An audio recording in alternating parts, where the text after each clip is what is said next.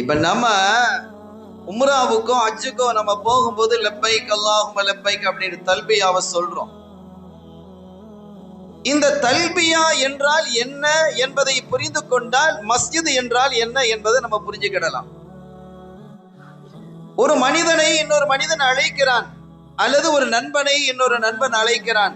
கணவனை மனைவியோ, மனைவியை கணவனோ, தந்தையை பிள்ளையையோ, பிள்ளையை தந்தையோ, ஒரு ஆசிரியர் மாணவரையோ, யாரை யாராவது அழைக்கும் பொழுது அழைக்கப்படுபவர் ஒரு பணியில இருக்கிறார், வேலையில் இருக்கிறார்.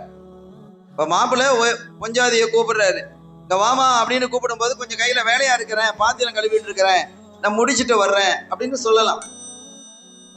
ஒரு தந்தை தன்னுடைய பிள்ளையை அழைக்கிறார், இல்லத்தான் அந்த சின்ன ஒரு வேலை இருக்குது முடிச்சுட்டு வந்துடுறேன் அப்படின்னு சொல்லலாம். ஆனால் ஒரு எஜமானன் தன்னுடைய அடிமையை அழைக்கும் பொழுது அவன் அழைக்கிறான், வாப்பா அப்படின்னு அழைச்சா அந்த வேலையை முடிச்சுட்டு வர்றேன்னு அவர் சொல்ல முடியுமா? முடியாது. அதுதான் லப்பை. நீ அழைத்தால் நான் வந்தேன் என்றுதான் பதில் சொல்ல முடியும். இதே நிலைதான் சுஜூதிலே நான் முழுமையாக சரண்டர் ஆகிவிட்டேன்.